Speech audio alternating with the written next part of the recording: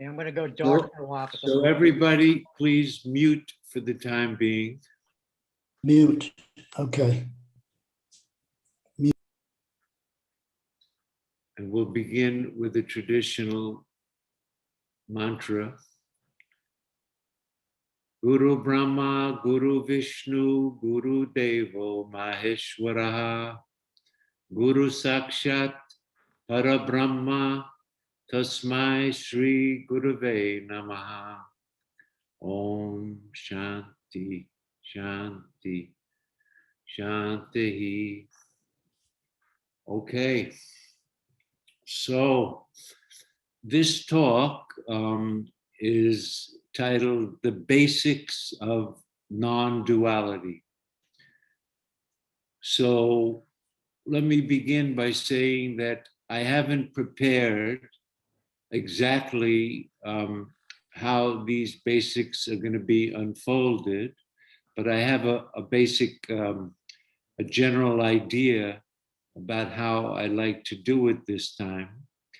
I've given quite a few talks wherein I talked about the Bhagavad Gita and the spiritual practices, the practical aspect of Vedanta.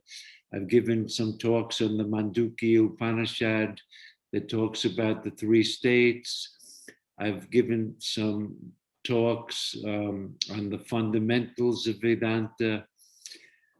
So without being repetitious, even though repetition in this subject is not a defect, because it really has to be repeated over and over again. You can't repeat this enough. So I'll try to repeat some of the things that I've said in a different way.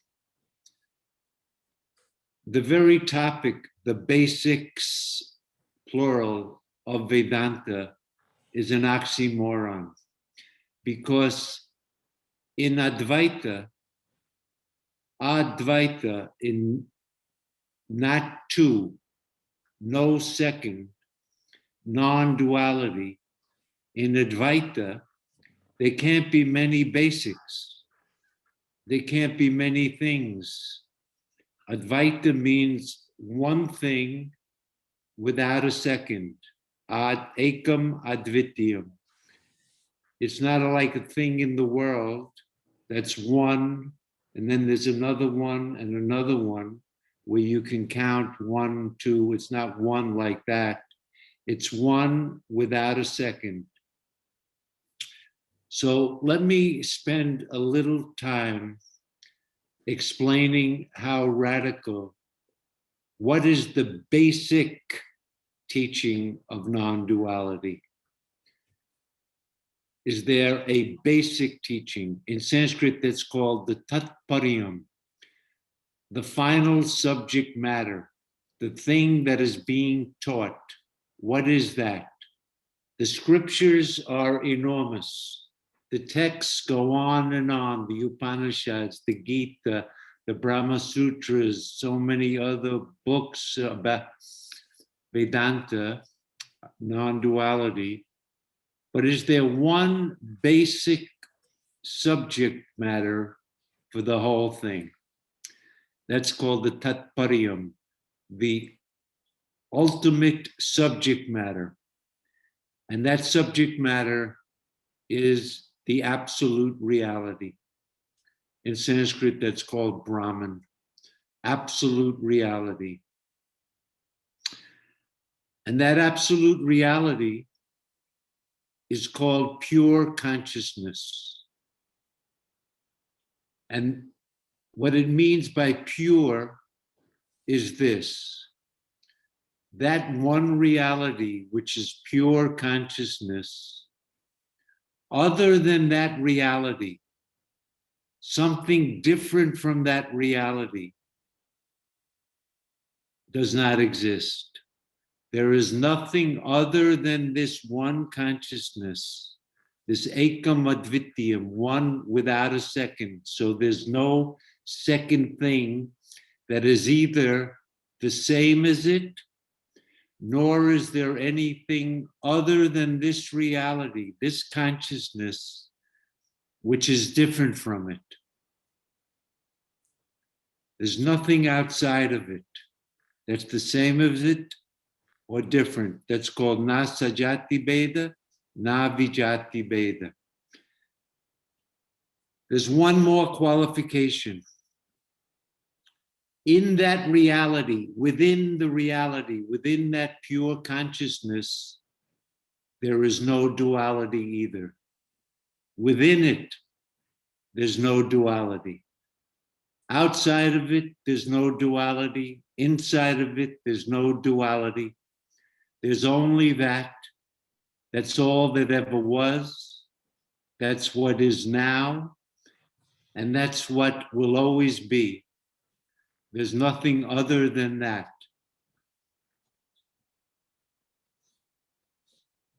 That's the basic of Advaita Vedanta. That everything, in truth, is that one reality. And that's all that ever existed. That's all that exists now. That's all that will ever exist. Timeless, choiceless awareness. That's the final teaching of Vedanta. That's the ultimate truth of Vedanta. That's the teaching of Advaita, that there's only one truth, that pure consciousness, and other than that, there's no other thing. Now, if that is the case, if that's what this teaching is, then the question becomes, if that is the real truth of the matter, any other talk about wanting to be liberated, wanting to be free, wanting to know the truth, people who know the truth, people who don't know the truth, people who are purifying their minds so that they can know the truth, none of that can be real. None of that can be true. If the truth is there's just one reality, and that's all that ever was, there can be no scriptures, no people who teach the scriptures, no student who tries to understand the scriptures. If there was such a thing as that, then duality would be true.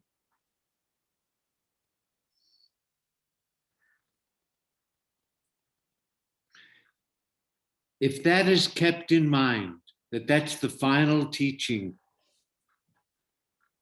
that's the ultimate end teaching. If there's only one reality, and that's the truth, then there's no knower that ever knew it, there's no knowing of it, and it is never known. Because the distinctions of knower and known don't exist in the pure consciousness.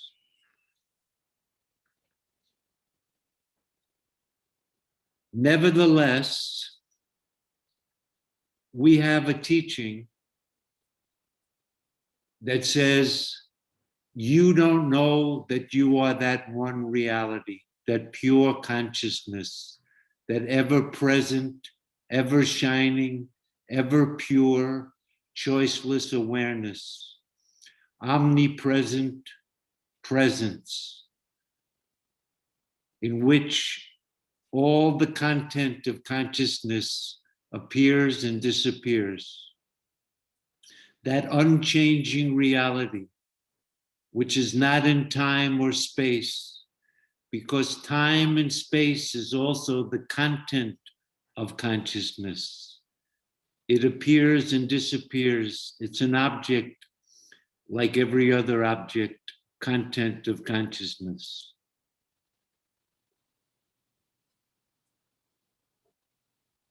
So in this teaching, when they say, you don't know yourself, what's implied there?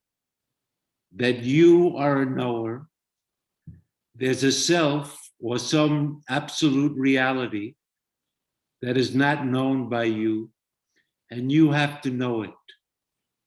And that when you know it, when you know I am that one reality, that unchanging pure consciousness, when you know it, it is said, the ignorance will be gone and you'll be free. Because when you didn't know that I am that, you took yourself to be, I am this. I am this body, I am this mind, I am the senses. I am a knower. The world is known by me. I am a doer. I have a body, mind, and senses, and I do things, and I enjoy things. With my senses, I can get things through actions and enjoy those things. So I'm an enjoyer, I'm a doer, I'm a knower. That is what everybody naturally takes themselves to be. I am this, and this is mine. Vedanta, this teaching says that is a misconception, because everything, including your own self, everyone and everything and everybody, is in fact that one reality. The teaching is you are that. It doesn't mean that there's a you that's going to become that.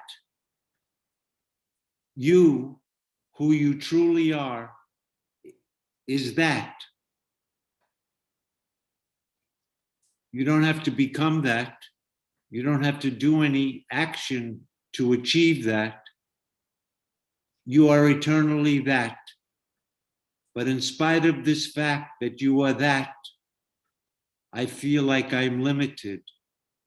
I've taken myself, which is pure consciousness, and misconceived it as something that it's not. This misconception is the cause of suffering. That I have a body, that I have a mind, that I have senses. Once that is taken to be the case, I must suffer. But if we examine to see who is the subject and what is really the object, then that discrimination between the subject and the object, the consciousness and its content, that discrimination shows that the body is not the self because it's an object. The senses are not the self because they're object. The knower is not the self because he's an object. The known is not the self because it's an object.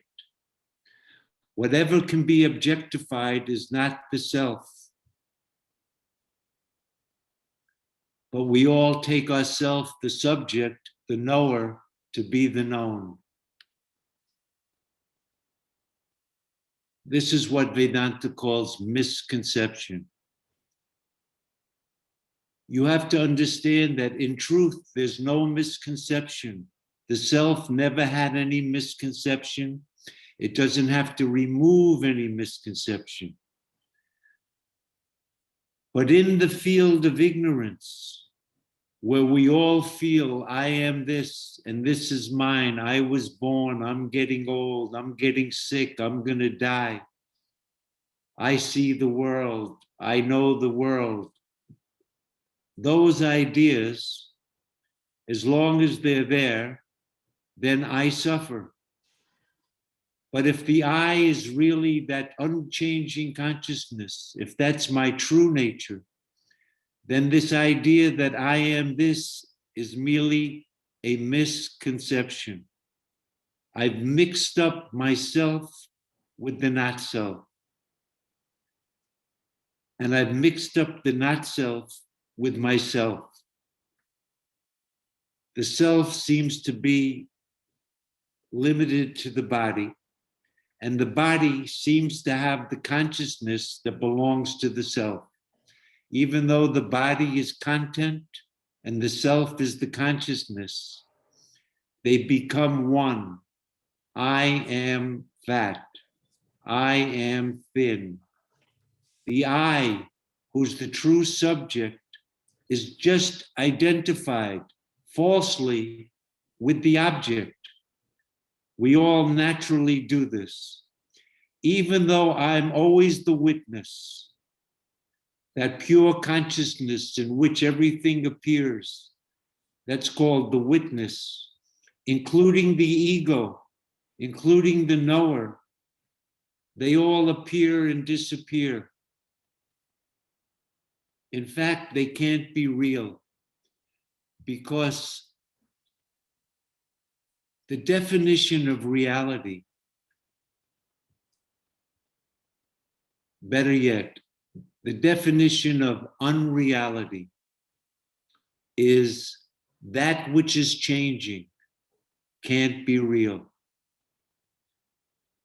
That which disappears can't be real. And that which can be falsified can't be real.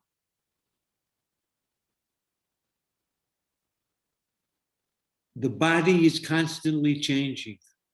The senses are changing. The mind is changing. They can't be real. All of these objects, body, mind, senses, ego, they all disappear. In deep sleep, we're not aware of them. They appear in waking. They disappear in deep sleep. The content disappears. They can't be real. And they can be falsified.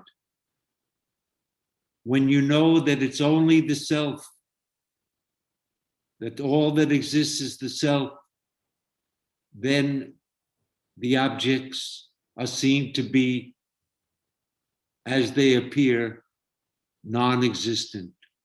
Like a rope on a snake on a rope. When you know it's only a rope, that snake becomes falsified. It's not real. So those are the three criteria: that which is changing, that which disappears, in Sanskrit is called laya. It appears in waking, it disappears in deep sleep. What disappears and appears can't be real. What is changing can't be real. And what can be falsified by knowing the truth? When you know the self, there'll be no second thing. But when to him all has become the self alone, what will he see and with what? So the basic truth of Advaita is that there's none of this. There's no ego, there's no knower, there's no guru, there's no student, there's no teaching, there's no taught, there's nobody who ever, but because of ignorance, I think I am this.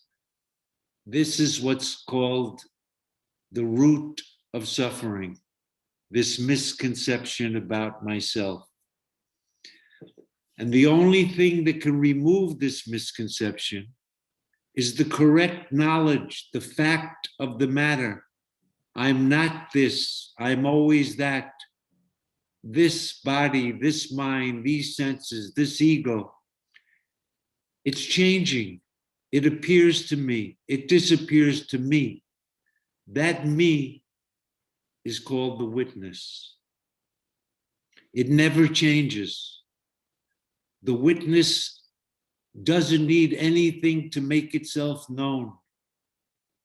It is self-manifest, self-evident, self-established.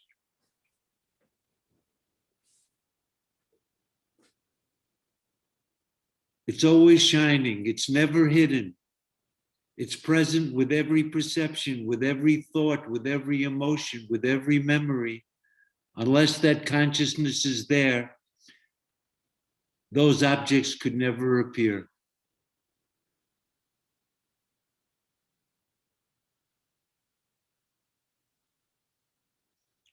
We're all in this ignorance because we don't know ourselves. But when I know that I am that, then I realize there never was any ignorance. When I realize I am that, I realize there was no gurus, no student, no world, no. But before that, I take myself to be a knower, and I don't know myself. I've misconceived myself. This is everyone's universal experience. Even though I am the subject, I'm always the subject. I take myself to be the object. I've mixed them together and they're inseparable. The subject and the object, this body, which is an object, is the subject. This is me, the conscious subject. My senses are the conscious senses. My mind is the conscious mind. My ego is the conscious ego. I've taken them all to be conscious, even though they're the objects and never the subject. And the subject could never be the object. They're like light and darkness, the knower and the known are of diametrically opposed natures. Whatever appears, appears to you, the subject. The subject can't be the object. If it was the object, it couldn't be known. Every object needs a subject. That subject is unchanging, untainted, timeless. To realize that is called bondage. And to take that any other way, to realize that is liberation. And to take it any other way, that I am this, is just a misconception. It doesn't affect yourself. When you say, I am fat, I am thin, I am happy, I am sad, the consciousness in which those thoughts appear is unaffected. When there's happiness, the consciousness doesn't become happy. When there's sadness, the consciousness doesn't become sad. But I say, I am happy. I am sad. I've mixed up myself with the not self. That's how it appears in the waking and in the dream. In deep sleep, I don't mix myself up with the body, mind, and senses because the body, mind, and senses is not appearing there. In deep sleep, I just remain as pure consciousness. So this, in a very brief form, is the basic idea of Advaita, non-duality.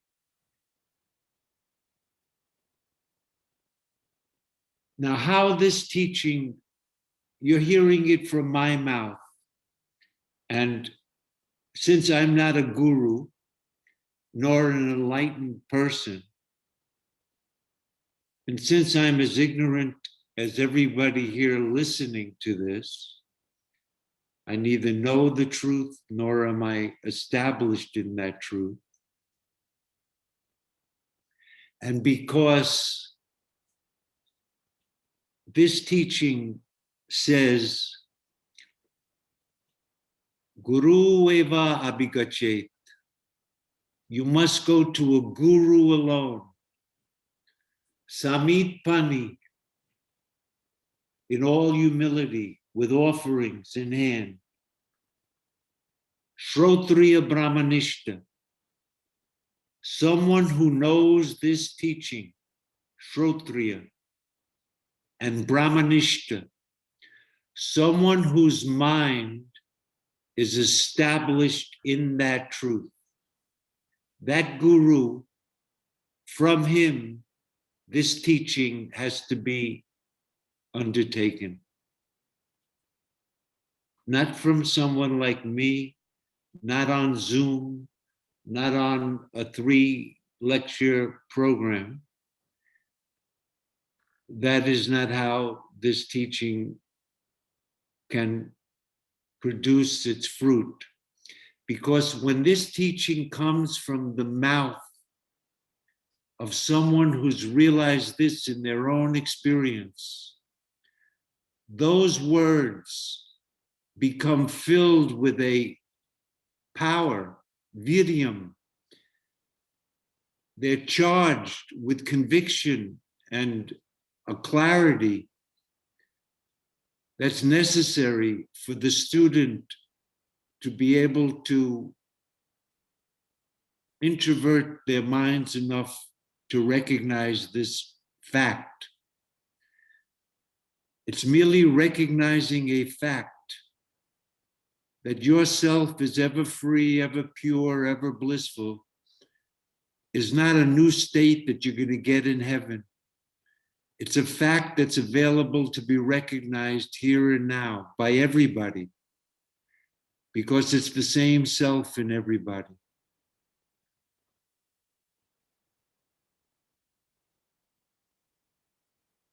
So what I thought would be useful would be that rather than me trying to explain this in my own words, you noticed I didn't use any religion here.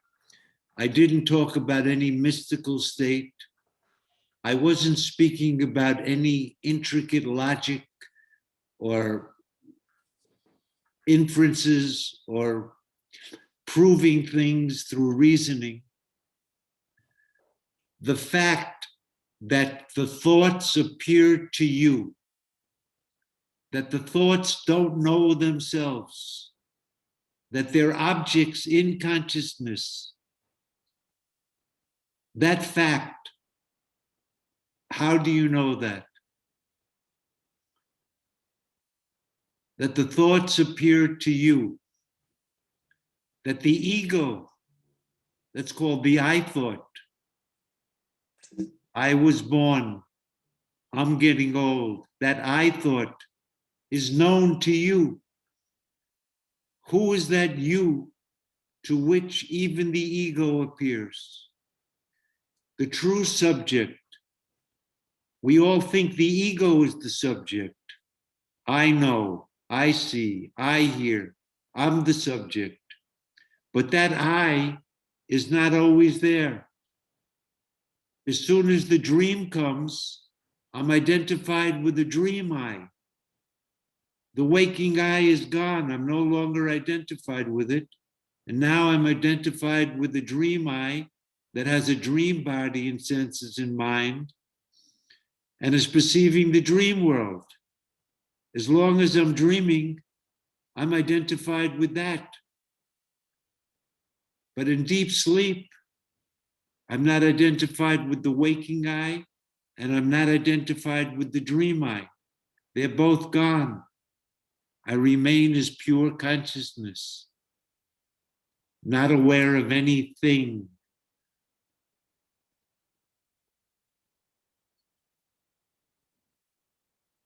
So what I thought I would do was to read to you, like Evelyn, you've been reading from different books, because then we can see what the author has to say.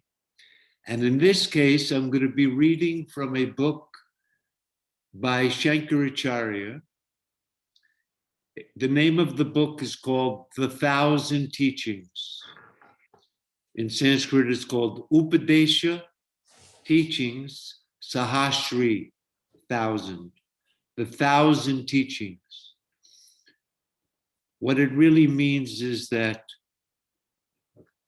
this teaching about the self is endless. As long as there's a student, there'll be questions and they have to be taught. And so the teaching is endless. It keeps repeating until the student is understood. Then there's no more questions, no more student, no more teacher, no more scripture. But until then, this is the teaching. It's endless. Sahasri means endless teachings. These are the endless teachings. So that's the name of the text. This is the only text that we have that we can be sure was written by Shankaracharya, 8th century AD, a philosopher who came from the south of India. And he's famous for having written commentaries on the Upanishads. He wrote commentary on the Bhagavad Gita, and he wrote a famous commentary on a book called the Brahma Sutras.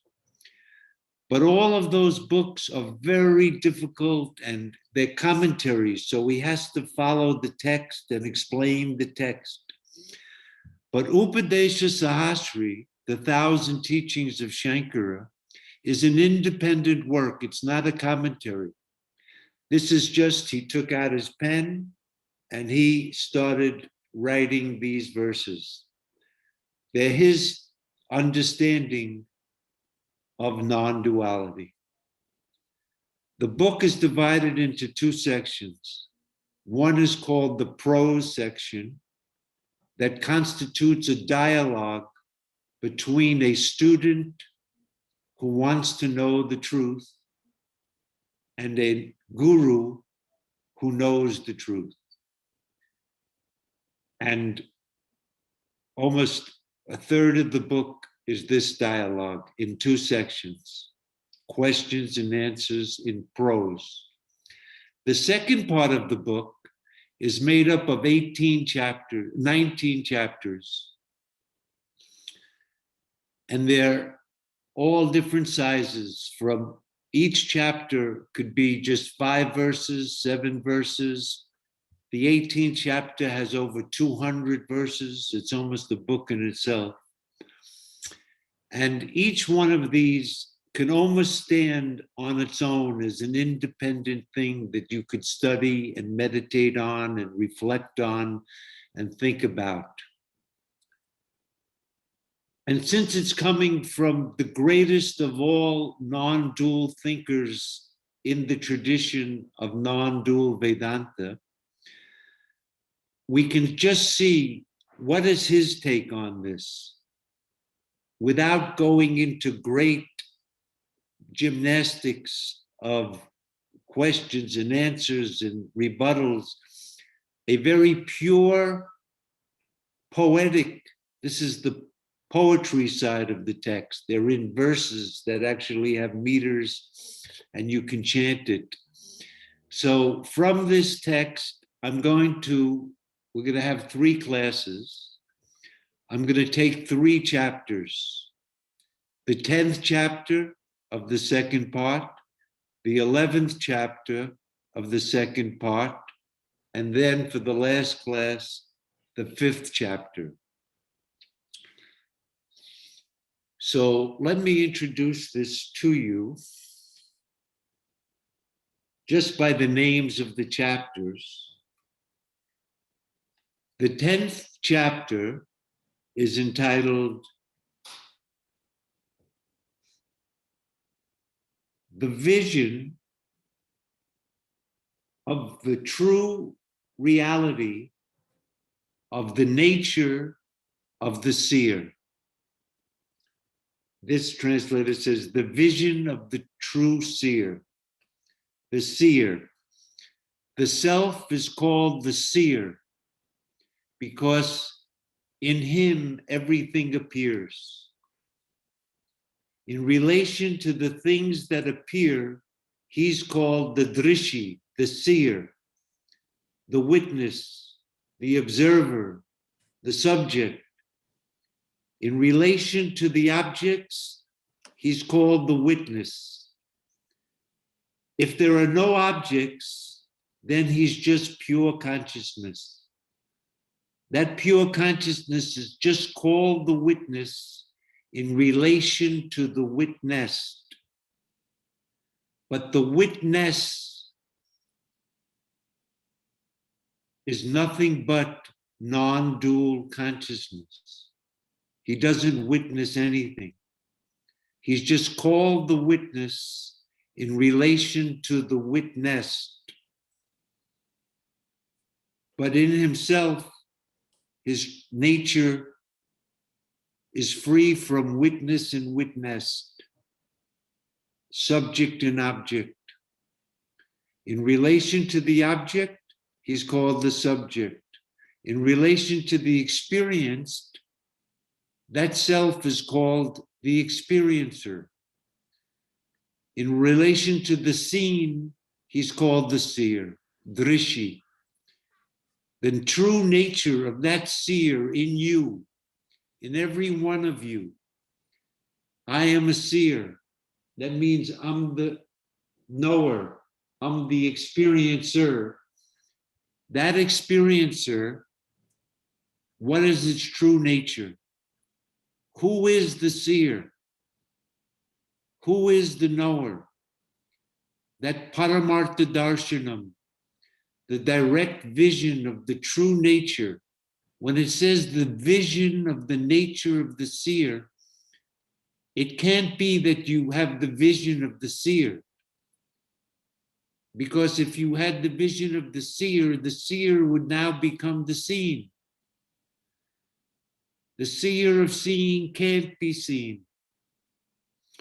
So what the vision of the seer means is that we directly intuit that I am that consciousness in which everything is appearing. That has to be known directly, self-evidently, svata siddha, self-established, that I am the seer needs no other proof. The seen needs proof, but that I am the seer is self-established. What is the nature of that seer who sees not only the ego and the mind and the senses, but who's the seer of the whole universe? Everything that appears, time, space, causality, cause, effect, people, teachers, teaching. He's the seer of all of that. That's called the drishi. And he never changes. When something appears, he's called the witness. When those things are changing, the witness is not changing. When they disappear, the witness doesn't disappear.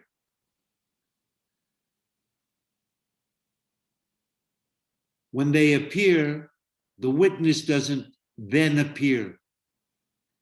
He's eternal consciousness without beginning or end.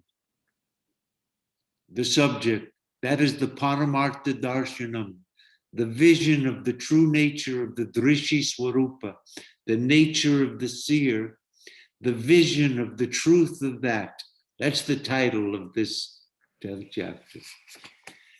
Now I'm going to try to restrain myself from, I have 3 translations of this text.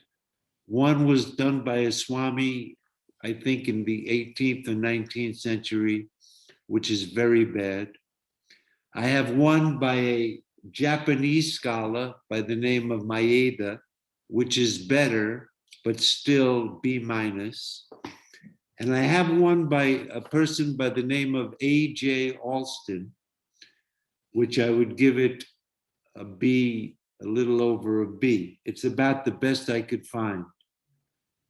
Had we the time, I would take the Sanskrit and translate it word for word, which is traditionally how a text like this is studied. But for now, what I want to do is just give you the flavor, the vision, after, in the context of everything that I just said. Now Shankaracharya, he'll be talking to you. If you could read the Sanskrit, then he would talk to you direct. In the English, we're going to get somewhat of the feel. There may be some places where I want to clarify a few words in the translation, but I don't want to break it up. There are 14 verses. It takes about 10 minutes to read. So please just get comfortable, and I'll read this text and then see if I have any comments about it. The vision of the true seer. 1. That one without a second, consciousness in its true nature, like space, self-evident, ever shining, unborn, indestructible, taintless, omnipresent, that verily am I, ever liberated. Om. Om means yes. I am pure consciousness, not subject to modification. In my true nature, I have no relation with any object. Established in my own self, I am unborn, perfect infinity, extending to the front, to the side, below, above, and everywhere. I am without a second, unborn, deathless, not subject to old age, immortal, self-luminous, omnipresent. I am not a cause, nor an effect, completely without taint, ever one and perfectly satisfied. And therefore, I am ever liberated. Om.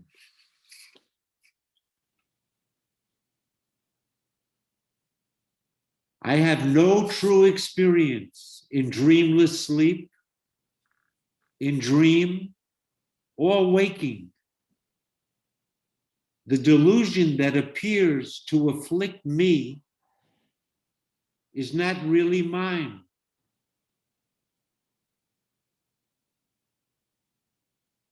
It cannot be established as Uh-oh. Oh dear. Oh, wait, let me